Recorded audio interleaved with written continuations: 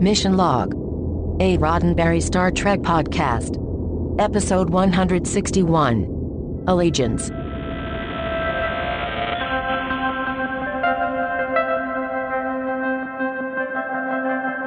Welcome to another episode of Mission Log, a Roddenberry Star Trek podcast. I'm John Champion, or am I? And I'm Ken Ray, or am I?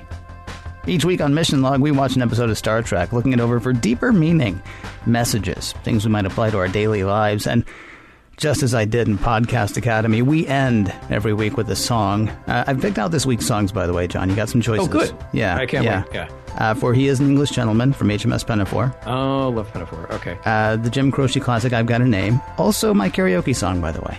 Oh, sweet. Little known fact, except to the people who've been there when I did karaoke with it. Yeah. And Baby Got Back.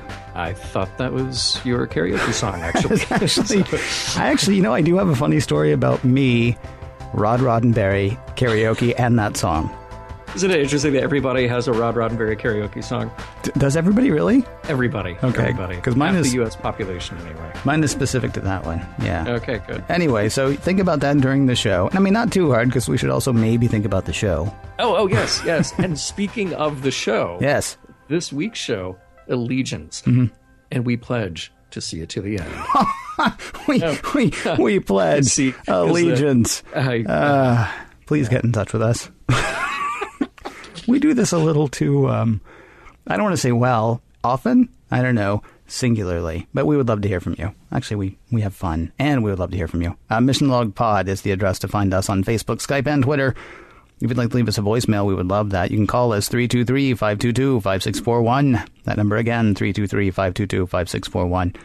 The email address, missionlog@roddenberry.com. We have a show website that we would love for you to check out. New picture there every week, by the way.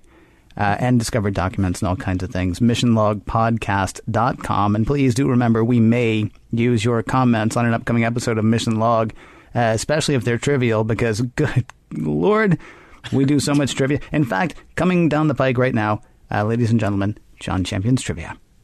Here it comes. So today's episode, Allegiance, was directed by Jean-Luc Colby, and we've talked about him before many times, and he says that this was actually his favorite episode to direct. A lot of heavy acting work focused on Patrick Stewart as Jean-Luc Picard, and as somebody else, as we will see. And this was an episode that they had kind of tightened up the budget because we just had some very big budget shows. So in this, we scale everything down, minimal locations, minimal actors and extras. And he said that he enjoyed that challenge quite a bit. It was written by Richard Manning and Hans Beimler, a couple of names that we've heard earlier in the run of Next Generation. And let's see who we have here. Now, we've got a Bolian. And we met a Bolian once before. We had Captain Rix in Conspiracy, played by Michael Berryman, who, of course, we know from Weird Science and a ton of other movies and TV appearances. Now, that Bolian, played by Michael Berryman, looked a little different, less of the blue-gray skin color that's really on display here, but they are the same race. And this episode was nominated for an Emmy for Achievement in Makeup. So well done there for Bolians and others. It's interesting to me that you say that things are scaled back here because, I mean, there's a ton of makeup happening in this. I mean, that one room, which, of course, we'll get to with Picard, you got Picard, very little makeup for him. But prune face over there. And then, the thing with the teeth. Yep. Right. And then, of course, the half and half check. Yeah. There's a lot. In one of the interviews that I saw, Jean-Luc Colby was talking about how in that room, it was actually set up very well for shooting, so they didn't have to do a lot of complicated setups in between takes. They could just sort of roll. And that was a huge thing because they're actually running behind when they started this, so they caught up some of that time after the first couple of days of shooting. Everything went along quite smoothly just because they had limited sets, limited lighting, and they could just sort of get the actors in their awesome makeup and let them roll. Now, the song that Picard sings is Heart of Oak, and today it is the official song of the British Royal Navy, and it debuted in the year 1760. The oak in the title is what British warships at the time were made of. And just to put a Star Trek spin on things here, would you believe that the song was written by Dr. Boyce Dr. William Boyce, and lyrics by an actor named David Garrick. So there's your Star Trek tie-in to that song. Now, the actor guest stars who we have on today's show, we have Rainer Schon, who plays Essek. He's a big guy. He plays the big guy roles because he is a big guy, and mostly German roles. So if you're a fan of German cinema with big guys, you will probably find Rainer Schon in there. Kind of cool that he was the voice of Darth Vader in the German dub of Revenge of the Sith. So if you happen to have that in your collection, there's some of his voice work. Jocelyn O'Brien played Mitina Haro, and she doesn't have a lot of credits as an actor, actually ending in 1997. Next Gen was one of her first credits as an actor, and she also appeared in a guest role on Quantum Leap. We also have Stephen Markle, who plays Kova Tall. He's Canadian-born, mostly known for his theater work, having gotten a lot of Shakespeare under his belt. And in addition to his TV guest starring roles, he has had recurring roles in soap operas. And finally, the captor aliens that we meet are played by identical twins Jeff and Jerry Rector.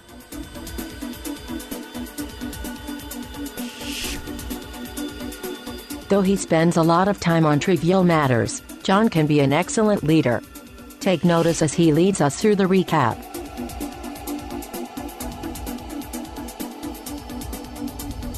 Prologue. How about some time to chill? That's what Captain Picard is thinking in between missions.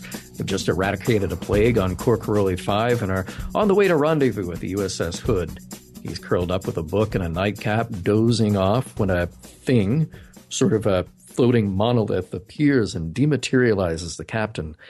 The bridge is aware of an energy surge and security is dispatched. Picard finds himself waking up in a bare, unfamiliar room with no way to reach his ship. What Worf finds in Picard's quarters is... Picard? That's weird. Act 1. Picard, the one true Picard, the real Picard we know got dematerialized, explores the room he is now in. Not much there, but there are a couple of other people. There's a berobed Miserian named Kovatal and a skittish young Starfleet cadet who is a Bolian named Mitina Haro. Neither Picard nor the other two know where they are, only that they are there against their will. Kova has been there the longest, 12 days or more. They know nothing of their captors, but there is a fourth bed, which means they may end up with one more guest. Also, there are Jell-O hockey pucks for them to eat. Picard surveys the room, trying to see if there's a way out.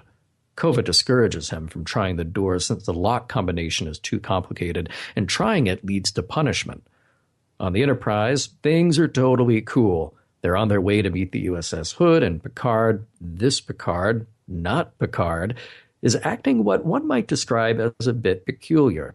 He changes course to visit an unimportant pulsar and then prohibits communication from the ship without his permission. In his ready room, he tells Riker, "Hey, you trust me, right? Don't worry if things seem odd." Riker just kind of gives it the okay. In the mystery room, Picard is tapping out prime numbers on the door panel to try to communicate with the captors. No dice. He tries to figure out why they are all here. Metena is young but talented with impulse propulsion. Kova is from a planet of pushovers. I mean, pacifists who have no enemies because they keep rolling over to be conquered. And then a new guest has arrived. A big, hairy, ugly. Act 2, Thing. He's a thing that is big and hairy and seems to have a temper. He has a knife raised toward Picard, but the captain keeps his cool. They all need to trust each other. And Picard knows a little something about the new guy. He's from Chalnoth, and Picard visited there 12 years ago when he was in command of the USS Stargazer. Essek puts down his knife. On the Enterprise, a poker game is happening with all the usual suspects when in should walk not Picard. He's friendly enough and mentions to Geordi that he would like engine efficiency improved up from 93% to 95%. Geordi says he'll get right on it, even though this captain says it's not an order. When he sees a break in the game, not Picard has a word with Deanna about the crew. Do they trust him? She says of course, but that she would inform him if that changed. And then she's kind of wondering about how strange that conversation felt.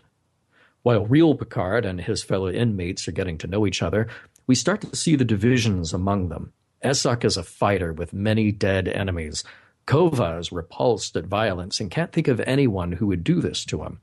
Starfleet has enemies like the Romulans, but they wouldn't have done anything with the others. None of them can guess at who might be a common enemy. Then more bad news. Esok goes for one of those Jell-O hockey pucks when he gets hungry, only to discover it is poisonous to him.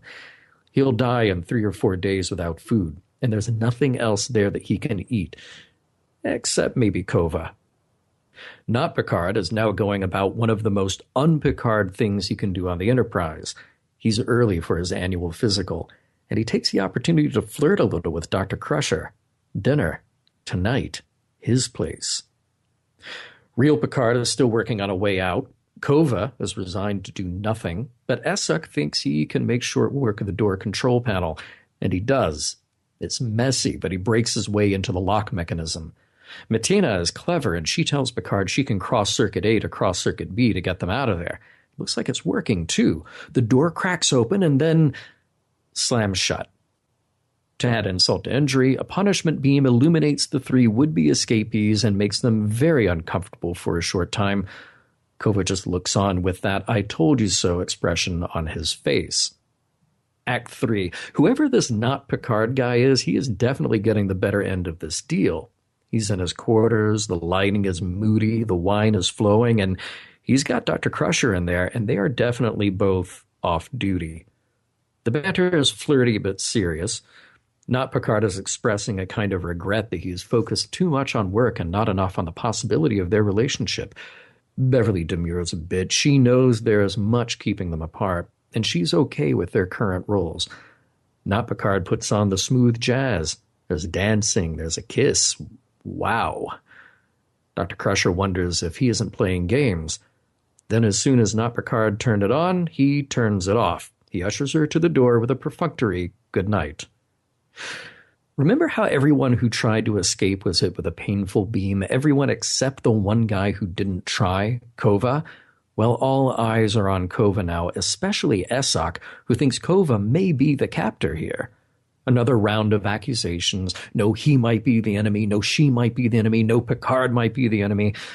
Matena steps up to defend Picard. He has put his life on the line many times. Remember those proto-Vulcans? Yes, says Picard. And what about Corcorole 5? He totally did a great job there, right? On the Enterprise, the orders coming from not Picard are getting more obtuse. They've slowed to half impulse for no good reason now, and Riker brings his concern to Deanna and 10 forward. Before they can really talk, who strolls in but the man himself? Not Picard makes a show of praising Geordi for his engine efficiency, then buys a round for everyone in the room. And then he sings a rousing sea shanty. If things weren't out of the ordinary enough, this is really cause for concern. Act 4. The odd orders, the secrecy, all of that may be okay, but the singing was the last straw. Riker gets Data, Dr. Crusher, Worf, Geordi, and Deanna together to talk about what's going on. They've all noticed some erratic behavior from Picard, but there's not enough to go on just yet to remove him from command. The real Picard has his own problems. With everyone suspecting each other, naturally suspicion turns to Picard as the captor in disguise. He says he has no proof that he isn't, but regardless, they will have to trust each other to even possibly escape. Back to it then. Not Picard has brought the Enterprise closer to the pulsar while his bridge crew prepares for the dangers that entails. Riker has had enough and confronts Picard in his ready room that he is endangering the ship. That doesn't go so well. The faux Picard turns it around on Riker that maybe he is the one who isn't fit for duty. While he's thinking about that, also review the videotape of Season 1, Lonely Among Us. Back to the jailbreak with the real Picard, he rallies his cellmates to try again. A little cross-circuit A to B again, and what's this? The door cracks open just enough to reveal a solid wall. They are getting nowhere. Not Picard is commanding the Enterprise crew to take them in closer to the pulsar, despite all warnings that shield failure is imminent and the radiation will kill the crew. He orders to push on, getting that much closer, but the bridge crew doesn't know what to do. Riker speaks up. They will not follow this captain's orders anymore. Act 5. Not Picard and Riker are having a verbal showdown, and Riker has the upper hand. Worf ignores not Picard's order to take Riker into custody, and Wesley does follow Riker's order to get them the heck away from that pulsar. The real Picard is getting an earful of "I told you so" from Kova, but he's ready for a Columbo moment of his own to explain exactly what has been going on here. This holding cell is more of a twisted experiment. The people there are being tested for how they react to and express authority under duress. They all play their parts, but one is a little different. Martina has been observing how the other three in the room behave, and Picard got suspicious when she knew of their mission to Mintaka 3. He also threw her a loop by mentioning what went on at Corcoroli 5, a mission that was classified by Starfleet, and also happened only, a couple of days ago at most? The Bolian gives up the game. She's not who she appears to be. Flash of light, special effects, big whoosh. Now there are 3 heretofore unseen aliens in the room, and they explain what was going on. Yes, this was an experiment, and each of the 3 who were captured had been replaced by exact duplicates. Picard need not worry, though. Riker figured it out, and now he's in command of the Enterprise. The aliens offer to return the unwitting experiment subjects to where they belong. When the real Picard and an alien appear on the bridge of the Enterprise, flash of light, special effects, big whoosh, not Picard turns into an alien as well. These 2 captors try to make a case for what they were up to. Their species has no concept of authority, division, or other important things like morality, boundaries, good touching versus bad touching. There's a lot they don't know. Picard is all, yeah, that's interesting, but kidnapping is still completely immoral. Also, watch out, you're in a force field. Boom, how you like them apples? The aliens are perplexed. They had no idea kidnapping and captivity were bad things, but this experience of being trapped on the bridge of the Enterprise is seriously not cool. How'd all that go down? Just a glance. Picard gave a look to Riker, who gave a look to Data, who sent a signal to Worf. One force field later, and the alien intruders are learning a lesson about what it feels like to be in captivity themselves. A stern warning, and Picard lets them go, hopefully to never be seen again. All else is good on the Enterprise. The not Picard didn't do any permanent harm, but he did entertain the crew. Dr. Crusher shows up on the bridge with a knowing smile, the kind that says she knows what's lurking under Picard's all-business exterior. Awkward moment. Engage. The end. I got a question. Okay, lay it on me. What is the value of buying everyone a drink in 10 Forward? I wish I knew. Because there's no money, right? No. And they're already in a bar. Mm-hmm. In fact, they probably already got drinks that they actually like. Mm-hmm. Yeah. But now they've also got this ale. Yeah. That they have to drink. Actually, I didn't see anybody actually take out the ale. Is this just like a thing that happens in a bar? It's like, I'm buying everyone a drink. Of course, everyone already has a drink, so it really doesn't matter. I get the camaraderie angle, but how do you do that in a time without currency? How do I prove my love to my child if my buying my child something doesn't do anything? Yeah. And I really thought about this a lot. Okay. It honestly made me think of Riker's eggs. They were ghastly. Riker's terrible eggs, terrible. Right? They were horrible, and he could have ordered up anything he wanted to from the replicator. Right. And we're given to believe that how you program the replicator actually, says something about how you, quote, cook, end quote. Yeah. But yeah, Riker went the extra mile. He actually got eggs. He cooked the eggs. They were ghastly. Yeah, right. But he did it. That's kind of a thing. So I guess, I don't know what the value was of Picard coming in and saying, hey, a drink you may or may not want, you may or may not even like, on me. That costs me nothing and requires no effort on my part. Well, maybe he didn't have to say ales for everybody. He did. Yeah. But maybe what he should have said was, to the finest crew in Starfleet, and now Riker, cook everybody eggs. Riker's terrible eggs for everyone. Right. Yeah. No, that kind of bothered me a little bit too. It didn't bother me, but I just thought it was weird and funny. It gave me far too much to think about, or I thought about it far too much. I'm not sure which way that goes. I don't doubt it either way. So this is the second time we've seen Picard under alien influence try to be removed from command by his senior staff, and the logic games are incredible. So it seems like there's really no good way to get a crazy person out of their command. Mm-hmm. And now we know how all those admirals and commodores end up where they are. Because the argument is always the same. It's like, sir, I think you're unfit for command, and so does everybody here. Well, has it occurred to you that you might be the one with the problem? I relieve you of duty. Right. I'm not the one that's crazy. You're the one that's crazy. Right. Yeah, were you and I talking about, how terrible that would be at an intervention?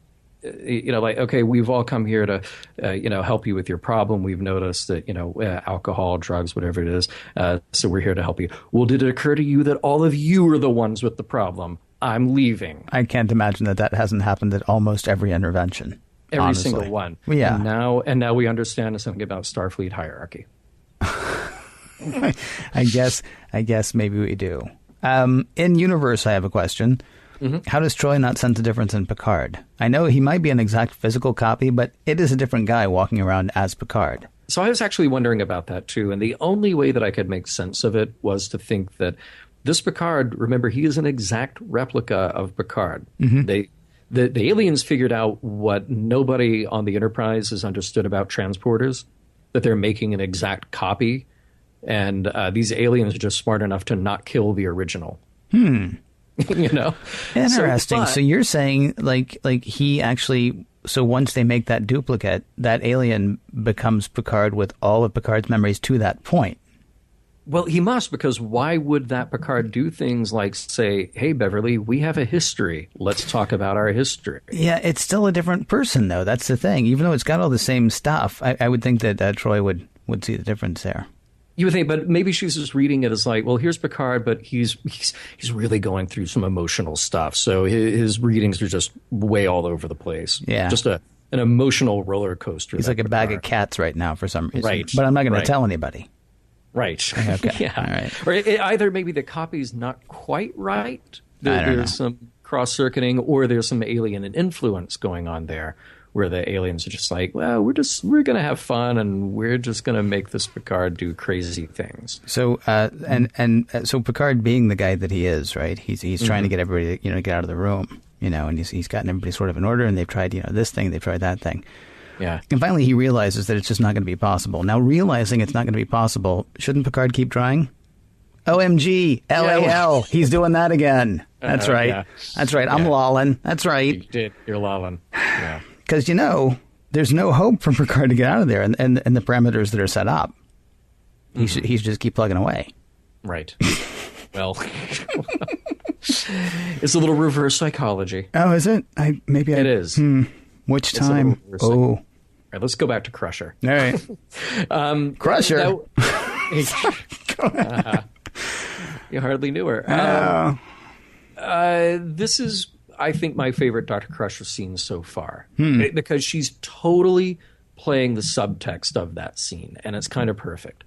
Everything that she does in reaction is completely playing the subtext, and I think it's great. Yeah, it's interesting that you say it's your favorite because she's playing the subtext. I think my favorite of hers is still the one in the bonding between her and Wes, or between Gates McFadden and Will Wheaton. And again, that's totally subtext as well, because we talked about that. Wesley is just, talk to me, and she can't, so she goes over and hugs him and cries. Not saying, you say it best when you say nothing at all. I think is a song, I believe, which could be the song that we sing at the after the show's over.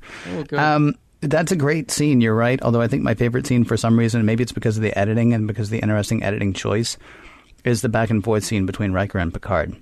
Yeah, it's shot great. Yeah, it's shot great. It's edited tight, but not... I mean, there's still something about the editing. I mean, you still get time for a little bit of reaction from each one, because occasionally we're still looking at Riker's face when Picard starts his next line. That was just a really... Not something we normally see, not the kind of thing we normally see, so that was just fantastic. Yeah. I kind of remember this episode from way back when it first aired, but watching this episode a second time for me for this show, focusing on that moment where Picard realizes that Martina is not who she says she is, I thought it was great. And I was actually fooled the first time around because I didn't remember who was whom. Really? And how this would play out. Yeah. I thought it was a little heavy-handed. I mean, not to be a jerk about it, but I actually caught it the first time. Oh, okay. Just sure. yeah, I caught him. Well, no, I'm being a jerk. No, I mean it actually seemed to me, it's like, okay, so it's her, but why is it her? I didn't know. Okay, so is she a collaborator or is she an alien? What is she? But I mean, like as soon as he gets that look on his face, then I was like, oh, okay, well, it's just the look. We know the who, we don't know the why.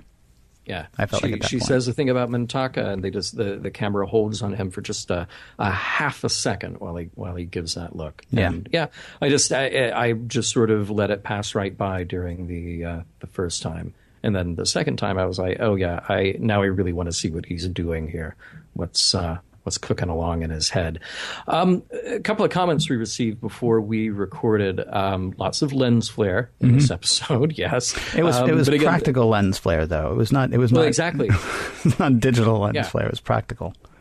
Yeah. Well, if you're referring to the J.J. Abrams film, those were all practical lens. Anything on a set was a practical lens flare. Oh, okay, fine. Really? Because you can add those. You can add those in like iMovie. No, I know, I know, and anything that's a CG shot, obviously you add lens flare to that. But right. But on set, they were actually beaming flashlights into the camera lens. But in this, you had that practical set where you have exposed lighting. All right, and I like it. It gives the room some atmosphere and some depth. But this same person commented on Twitter. He said it's kind of disconcerting that all members of the same species act the same way. And I get it. We've addressed that a little bit before, talking about alien cultures in Star Trek sometimes being a monoculture. And, sometimes you can only really justify it in saying that, well, that's the story that they wrote. And other times you could kind of justify it in universe and say, okay, well, we don't know anything about these aliens who are the captors, if they're a Borg-like thing. And after all, we do know that two of them at least are identical twins. Have they all been sort of genetically programming themselves with the same traits and then therefore giving themselves the same education and all this over thousands of centuries, and that's what they became?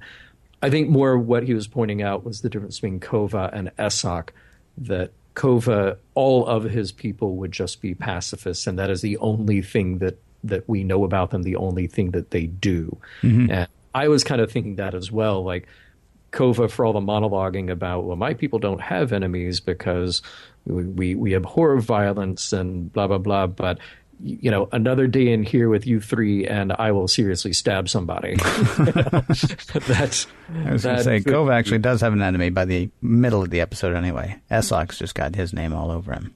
Yeah. It's interesting, actually. You say that about the captors, though.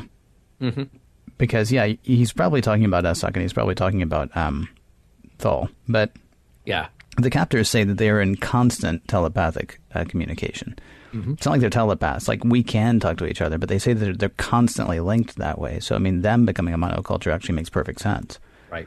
Because, whichever mind is the strongest or whichever thought is the most prevalent is eventually going to be written across all of their minds, I would think. I love the blue light special going on at the Pulsar. They said it was a spinning star, and it was only the second or third time I watched it this week, I think, that I caught the fact where they said it was a spinning star. But the first time we got there, I was like, it's like a lighthouse.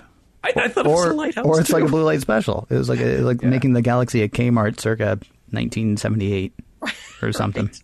I just thought, that's an interesting space station that honors ancient traditions of lighthouses. Well, no, it turns out there is a space rock very close to there.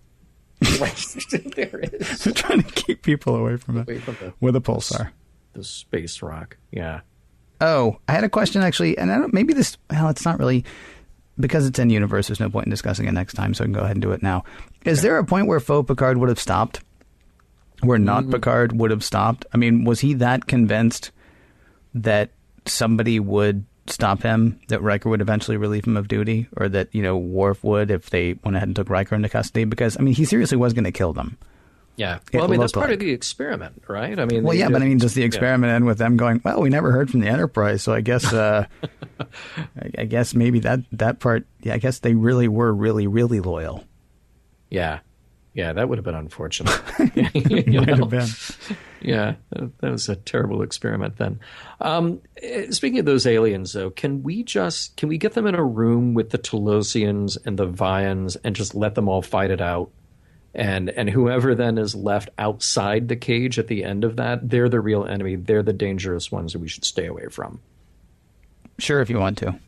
Okay. That's my fan fiction novel. That's what I'll have in mind. At the end of the episode, it's a good thing that Picard's look to Riker meant set up a force field, because in a game of telephone, particularly with Worf there, it could have meant vaporize them or beat them up with broom handles or take pictures of their outfits for future reference. I mean, it really could have been anything. Actually, I was more worried about that at the end of it. You remember in Galaxy Quest, Jason gives that, thumb across the throat gesture to Gwen. Mm-hmm. And it's supposed to mean cut communications, but Gwen thought it meant they were dead. Yeah. And so they let the communications stay open, and then, of course, the bad guy heard the whole thing. And so at the end of it, they're like, oh, so learn from this, aliens, blah, blah, blah, blah, blah, blah. And then Picard gives the, thumb across the throat gesture. Mm-hmm. And at that point, it could have been curtains. Right. It could have been, no. Especially because he's giving that signal to Worf. Yeah, right. Yeah, and Worf is just ready to pull a phaser on anybody. And at the end of it, they're cleaning up the mess and the pieces of alien off the consoles. He's like, no, seriously, just capture. We're trying to say that we are on a peaceful mission. It is amazing how much the actor who played the fake Picard looked like Patrick Stewart. Going all total perspective vortex-y, I like the fact that Picard knows his place in the universe in this. They're captured, and there he is wearing clothes and talking to people, But he goes over to the keypad and starts repeatedly tapping out the first 6 prime numbers on the door lock to let their captors know that they're intelligent creatures. And Thal says, well, it's nuts because, we're talking, hello. And Picard says, yeah, that might just sound like gibberish to them. That might not be, they might not hear that as words or understand that we're communicating audibly. And I love the fact that Picard, who is in command of a starship, who's always talking about, the great strides mankind has made. Oh, he knows we got a long way to go. Right. But I love the fact that he's like, okay, well, I have to start from 0, which they may think is what I am. So, okay, let's start from 0. And I like the fact that he's not blustering or looking for a camera or pounding on the door or something like that. He's just saying, okay, let's make sure they understand that I'm not stuff on a rock. Right. Yeah. No, it's very true. It's a smart way, and it's a very methodical way of going about it. But then, this whole thing is very much set up like that, where you're drawing a stark difference between, the two total extreme opposites, Kova and Esok. But then Picard, you have to throw in the ringer. You have to throw in the smart guy who can use logic and some methodology to what he's doing to actually try to communicate with the captors. You have to wonder if the captors have run this experiment several dozen or 100 or 1,000 times before this. And they just keep getting people who are terrible at being able to logic their way out of a problem. Say, okay, well, 3 more killed each other again. Okay, I guess. I don't know. This could be their first time, or it could be their first time with humans anyway. Because remember, the captors say at the end, this emotion thing that you humans have, it's interesting. We may have to study it sometime. Mm-hmm. So, I mean, Picard may actually be their first human. Or, I mean, this could actually be the first time they've ever tested authority. I mean, they actually... But for all the scientific methodology of the whole thing, they say, "Oh yeah, we don't understand authority at all. We don't have that. So the concepts of authority and leadership are meaningless." I think they say, and so so we decided to capture a leader. I mean, how many times has this happened before? They didn't say "Oh, we're starting to get some idea, but wanted more," or "You sound like the best one," right? Or anything. She's like, "Yeah, we were bored. We heard about leadership, but we never thought it would happen to us." Exactly. So I want to return a little bit to that discussion we started to have about the Picard duplicate. Because, I mean, here's the thing. So we're really not 100% sure of what the mechanics of the Picard duplicate are, nor how much of it/him was controlled by the aliens. Like the aliens were clearly aware of what was going on, but we don't know if they were controlling, saying, okay, give the command to get closer to the pulsar, do it now and get this close, or were they just sort of make the Picard guy do crazy things, right, and then just kind of wind him up and let him go? But here's the thing: if it was an exact duplicate and they were merely pushing a few buttons in his brain, then it's an interesting comment on what is in Picard's head. He's a guy who would like a relationship with Beverly. Right. He's a guy who would like to praise his crew more. He'd like to buy them drinks and sing songs, but he can't because he's got to maintain an image of a hard ass. That's kind of what I got out of it. And yeah, it makes sense. And you absolutely can justify why he behaves the way he does. But at the same time, there is this kind of tragic part of it where you go like, okay, does he carry this around then every time he sees Beverly? Does he carry this around every time he goes down to engineering and he's like, good job, Geordi. But he'd really like to give him a hug. You know? Like, it's an interesting, as much as this not Picard is not Picard, the things that are revealed about the real Picard are fascinating. Well, assuming that's what assuming that's what is happening. I mean, yes, it does seem obvious that the alien has some read on Picard. Otherwise, why would he zero in on Beverly? He might just as easily have picked up an ensign that he had never seen before, and a la Kirk. I mean, he might have gone to the science division Christmas party. And scoped out some chick he had never seen. Because when they're talking about it in his quarters, he's like, I mean, we do know he remembers some of the history because he says, I haven't told you, by the way, how glad I am you're back on the Enterprise. I missed our friendship. But when he's talking to Beverly about the nature of their relationship, he doesn't say we have this history or we've known each other for so long or I've always felt whatever. He says, you're an attractive woman. That's it. I mean, I don't... Yeah, but in that dialogue, though, the implication is, and I believe even explicitly, they say, like, we have to do this thing that we have always done. I think she says that, yes. Yeah. Because she says, I think something along the lines of it would be difficult, and he said, would it be easier if I were not your commanding officer? And she says, easier, yes, but that's not, right now I'm happy with the way things are. Yeah. I don't know. I mean, I don't want to assume necessarily that these are things that Picard always wants to do. Although it's interesting because that actually puts a little bit of a... If you assume that those are things that Picard always wants to do on some level, then we can actually liken him to Spock. We always do the Data Spock comparison because it's so, oh, I have emotions I don't want to. Oh, I want emotions, but I can't have them.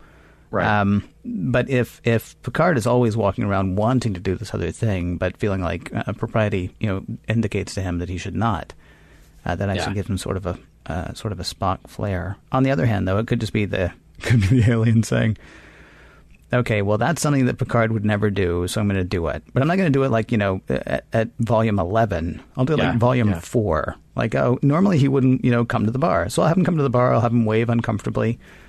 Okay, nobody's freaking out about that. So I'm going to go over and slap somebody on the back. Nobody's freaking out about that. I'm going to start a sing-along. Yeah, right. At that point, it's like, oh, hey, I think Riker's maybe getting a little curious about that. So I don't know. I mean, I can see either side of it. It is, you're right, it is interesting and tragic if you think that that's stuff that Picard always has in him. I mean, we can only go with what we're given in the episode, and we're not given, they're not going to stop the episode in the middle and give us an explanation of how the aliens did this because really it's not that important when it comes down to it. And I know I'll probably get an email from somebody saying, well, here's exactly how it works, But I'm writing it right now, John. Yeah, right. But we're given enough information in the show when the aliens say that they've mastered this duplication technology, essentially a transporter, Yeah. So we go, oh, okay, well, we kind of know what a transporter does now. You're making a copy of, every neuron that fires in his brain. And that's how we get these things happening. But then at the very end, not Picard turns into one of the aliens. Right. So I don't know if they're just replacing his biology. They basically transported, twin brother alien from another place into what that mass that was taking up the not Picard they had created. Because otherwise, then we got a problem. Then you've got a Picard essence that just got snuffed out. Well, no, he actually did say, Picard said, wait a minute, so you're telling me that one of your doppelgangers is running my ship? Mm-hmm. And the alien says, no, it's okay. Riker already relieved him of command. Yeah. I don't think it was, though, just like Well, that's really far too geeky, and I think only 3 people have probably read it. In the book, Who Censored Roger Rabbit, off of which the movie was made, that's how tunes are made. Like, Roger Rabbit could actually make a doppelganger of himself, and so he's what ends up under the bus. Okay. It's like a copy of himself. I don't think we're talking about a Picard copy. I think we're talking about somebody walking around in a Picard suit. Honestly, what I thought of was were the aliens in Soap. I don't know how well you remember that, but Bert was kidnapped by aliens. I don't remember that bit, no. Oh, yeah, Bert was kidnapped by aliens, and he's like taken up to the alien ship, and the aliens tell Bert that he's going to be replaced with an alien. There's this one alien who's over in the corner jumping up and down, and Bert's like, "Who's that?" And they're like, "Oh, that's the alien. That's the alien that's going to go down." And he's like, "Why is he so excited?" They're like, "Oh, because he's finally going to have sex."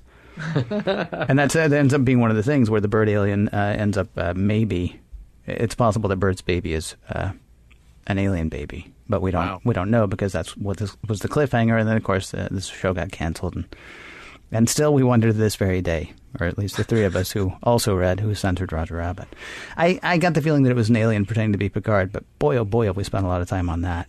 You want to talk about something else? Please. I'm a fan of Thul's ability to roll with it. Okay. But he's an idiot.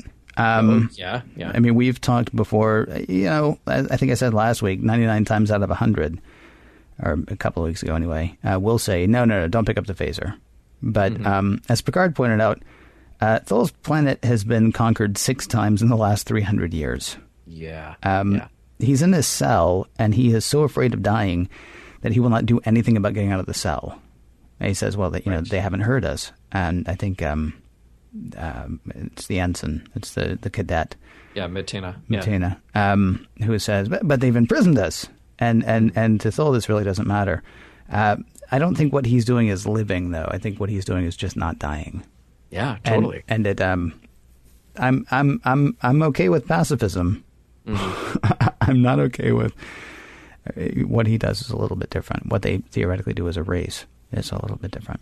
Well, yeah, because the end game is he gets eaten by Essek. Yeah. you know? I mean, literally, he gets eaten by Essek. Right. The end game is simply to keep breathing.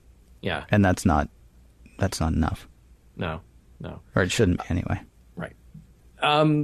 Let's talk about some of Picard's proclamations here. You know, he has great moments, the real Picard, with his fellow inmates there. Should we allow our suspicions to destroy us? You know, this was a nice bit of Star Trek discussion about kind of the creeping nastiness of fear, allowing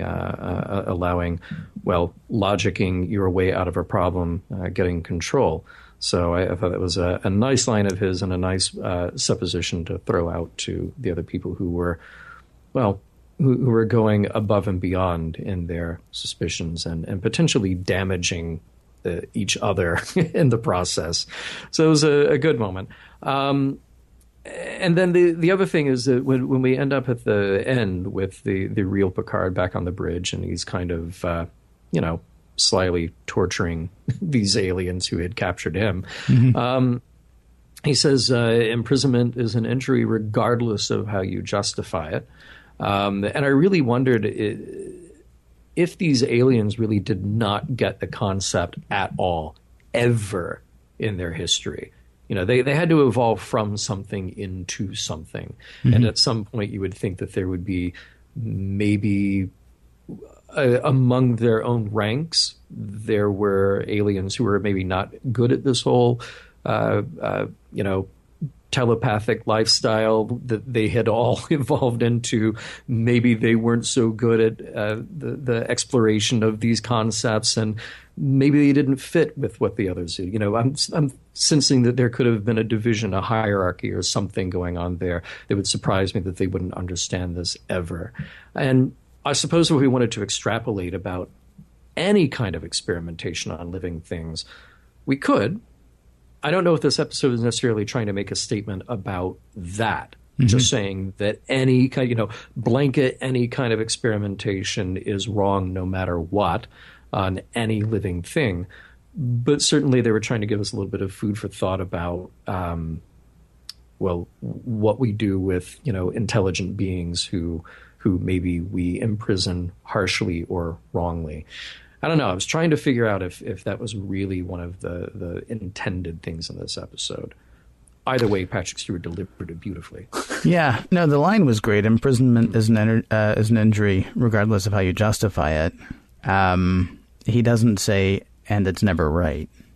Right. Yeah, that's true. Because I actually found myself wondering, like, that line by itself is an indictment of the criminal justice system or prisons or things like that, and I don't really think it is. I mean, I think it's because it's true. I mean, that's part of the reason we do it. Yeah. Right. So, I mean, because it is an injury. Because it is an injury. Yeah. I mean, although maybe it's, I guess you can argue about whether or not it's supposed to be corrective or is it supposed to be punitive or whatever. But I mean, I think we all agree that, with the exception of Thal, perhaps, few people are perfectly A-okay being locked up. Yeah. There was one other thing that I thought was kind of interesting, and I don't know how to frame it exactly. I mentioned this line earlier. The concepts of authority and leadership are meaningless to the captors. We are all identical, hence we have no leaders, no followers. So that's their whole thing, is they work together perfectly because they're all the same, and they've got pretty much a similar mind. Right. And Esok is from a lawless, anarchist, leaderless society. We are strong, so we have no need for laws, no need for leaders. Right. Esok says at one point. So you've got basically two leaderless, two authorityless societies being represented here in very different ways. And they're both just a hot mess. I mean, that's the thing. It's not like you can't look at the captors and go, well, yes, you see, they're doing it right. Because they're trampling all over everybody's, rights and privileges by just locking them up whenever they want to find out something else about them. I guess they're probably a little bit better than Esok because, his whole society is just like, I don't like that guy. I'm going to go kill him. I'll be right back. I mean, it was interesting, though, to have two societies represented with wildly different backgrounds, but basically the same end game of just like, we got authority means nothing to us, literally on one side, figuratively on the other. Yeah. But either way, they end up kind of the same. That's kind of why I ended up where I did, really trying to think about the background of these aliens and how they ended up in their evolution where they are, because it almost is like a Borg thing or like a programmed and created thing that they had decided at some point in their history, this is the way they're going to be. Therefore, genetically, maybe mechanically, whatever, this is how they would be. Whereas Esok's people are just sort of like, they're a few steps below Klingons in the respect that they will just kill anything in their way. And maybe there's not a lot of them. Maybe there's just not a whole lot of Esok's people around because that is the way they do things. As you said, as you pointed out before, but like when we talked about Mirror Mirror, sure, violence and conquering is a good way to start something, but you don't maintain a civilization that way. So in this case, maybe you're just glad to not run into what remains of Essex people.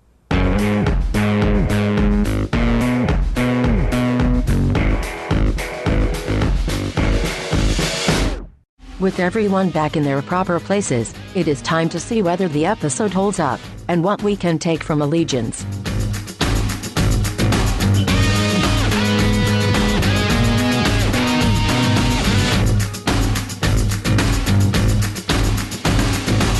I may have a new show for us, by the way, at the end of the new song, rather, at the end of the show. Oh, good. Yeah. Okay. Okay. I'll tell you about it later. Because we couldn't sing it.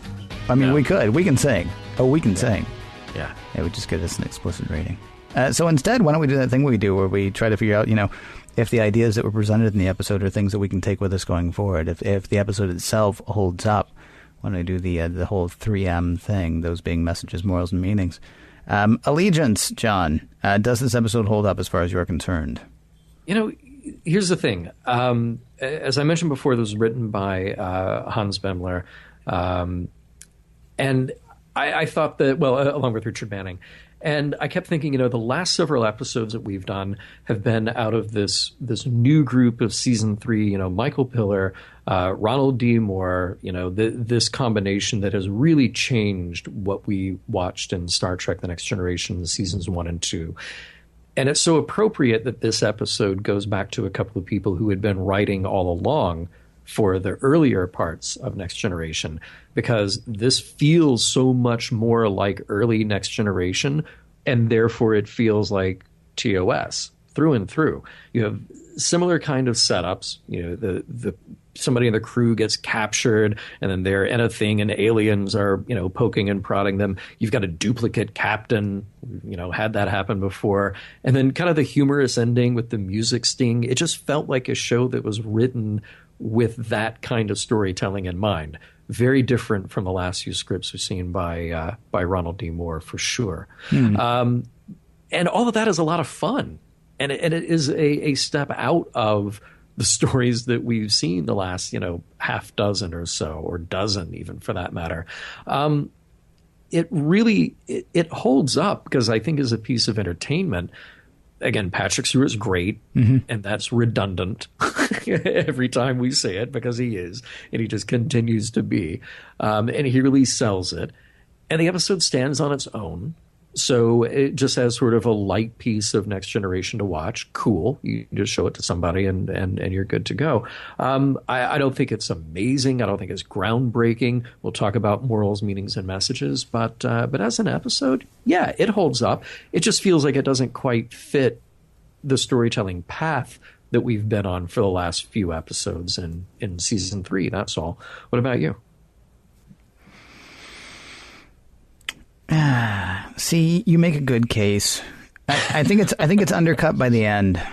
Honestly, sure. when it's nothing, and I'm both bothered by the fact that it ended up being nothing, and I'm bothered by how dismissive of the aliens Picard was, because their whole thing is to seek out new life and new civilizations, and Picard's last line to them is "Get off my ship." Yeah. And I understand that, and it's a cute moment, and these are not going to be aliens that we're going to see again, probably, based on this. I assume we're not going to see them again, but I don't honestly remember, so maybe we will one day. Who can say? It was undercut by the end. Yes, Patrick Stewart is fantastic all the way throughout. Yes, you did have that wonderful scene with Beverly. Yes, you had that fantastic turn of camera work and direction when Picard and Riker are literally facing off. I was kind of bummed that the whole thing wrapped up in 30 seconds. That the whole thing was just like, now, how does it feel? Okay, get out of here, you nuts. And don't let me hear about you doing this again. Because Picard says, by the way, we know who you are now, and we know how to imprison you. But we don't actually know what you're called, where you're from, how to find you, whether we actually have something that we might want to talk to you about going forward. I mean, you're right. It has a lot of TOS, including, sadly, the part where, and next week we're going to forget this happened. Yeah, I think that's really kind of it.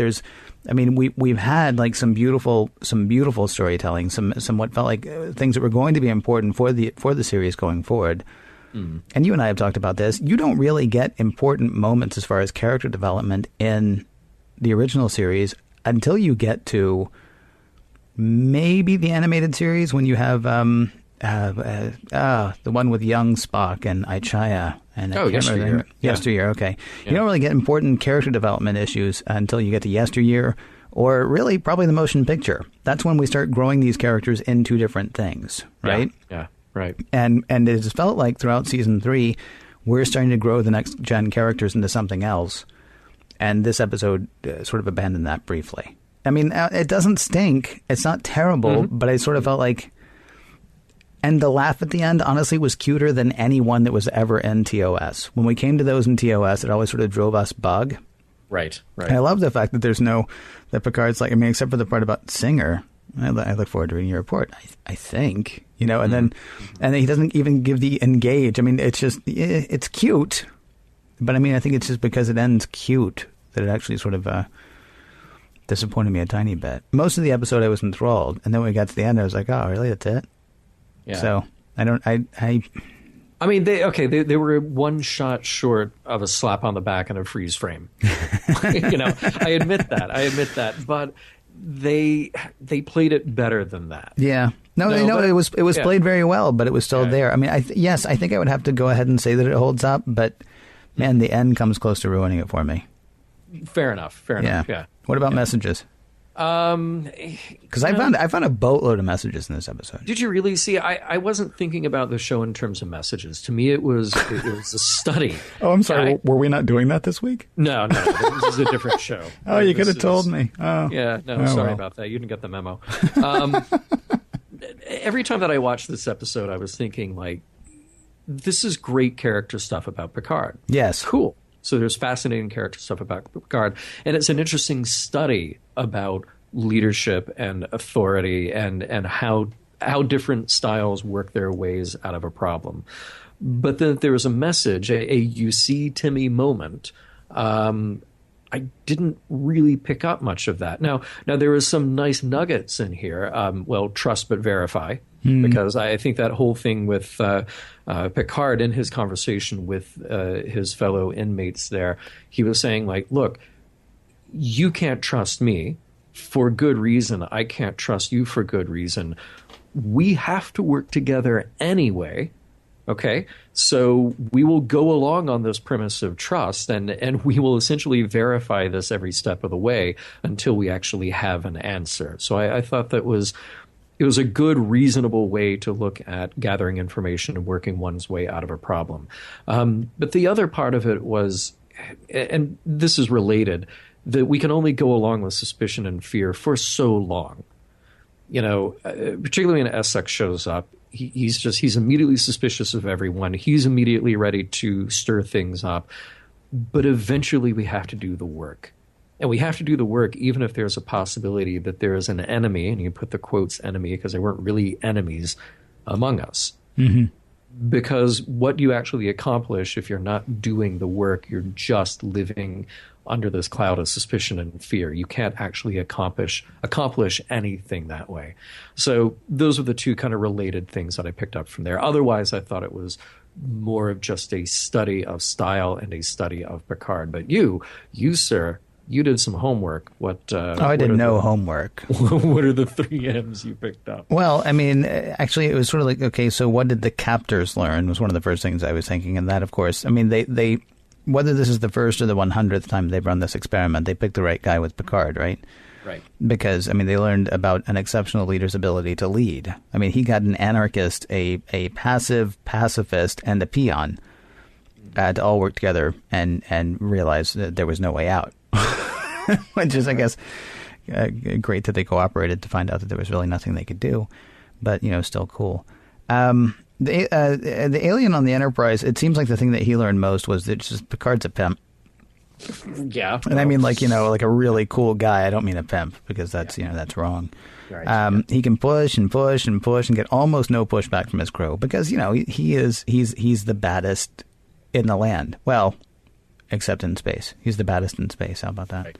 Right. As far as what we actually learned, yes, do unto others as you would have them do unto you is actually something that is hammered home in the end. It's like, oh, wow, you locked me up? I like that one. Yeah. What do you think of it? Yeah. It'd be sort of better. I mean, I don't think Jesus was like, so, you know, if somebody hits you on the head with a hammer, you hit them back and say, see how it feels? Because that is actually what Picard did. Yeah. But still, there's the whole do unto others possibility. Sure. And certainly there's the value in cooperation that you're talking about. And I really like what you're saying. I mean, right now, as we record this, I feel certain there has been a time in our history where politics, well, the Civil War. Okay, so there's at least one time that politics in the U.S. have been more divided than they are currently. Mm-hmm. But yeah, we seem to have this not working together itis thing down right now. Everybody's convinced that everybody else is, you know, either trying to give the country away or steal the country for themselves. And we're so focused on I'm red, you're blue, you're red, I'm blue. Yeah. That we're not working together. And it's only through cooperation that they're able to find out. Well, I said that they find out that there's nothing they can do, and that's true. They can't solve that particular puzzle, but it is in working together that they find out, you know, more about the parameters of where they are. It's in working together, ultimately, that they're able to get out, but it's only because they did everything they could do and found out there was nothing they could do. They were able to. Yeah. Whether or not it seems like it, everybody has something to offer. Or everybody has a part to play. I mean, again, you had this totally passive pacifist guy who is eventually called into action. You got this guy who wants to do nothing more than crack skulls, and he's, you know, toned down a bit. I mean, everybody can actually be part of whatever the solution is. Paranoia will destroy you, certainly, is a message through it. And know when to shut up. Because as you pointed out, Cadet Haro is like, oh yeah, Picard was great at this, Picard was great at this, and Picard's like, and I was great at this other thing too. And you should have been smart and been like, okay, that's not in my memory stuff. So, see, that's another question though about these aliens, right? How did she know about that? No one to be quiet. That would be the thing. Like when Picard said, and don't forget about what happened on the planet that I just left, she could be like, okay, yeah, as opposed to offering more information. So, I mean, are any of those the thing? No, but golly, there's like 4 or 5 things that you could tell any kid and say, you see, Timmy, it's important not to do the things to people that you don't want them to do to you. It's important to cooperate, Timmy. Yeah, don't be a Cadet Haro, Timmy. Know when to shut up, Timmy. Speaking of which, Mission Log is produced by Roddenberry Entertainment, executive producer Rod Roddenberry. You can find out so much more at roddenberry.com, including information about the Roddenberry Foundation, Roddenberry Adventures, and all kinds of cool stuff in the Roddenberry shop. For more exciting Star Trek podcasts, be sure to check out all the other shows at Trek FM. That's trek.fm. And for the latest in Star Trek news and discussion, be sure to visit trekmovie.com. And be sure to join us next week when we will take a captain's holiday.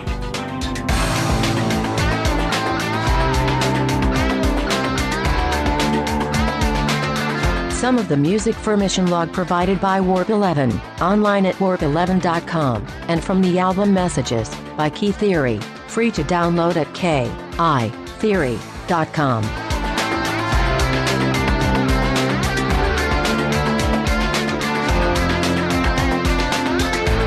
According to my calculations, you have listened to today's episode at 96% efficiency.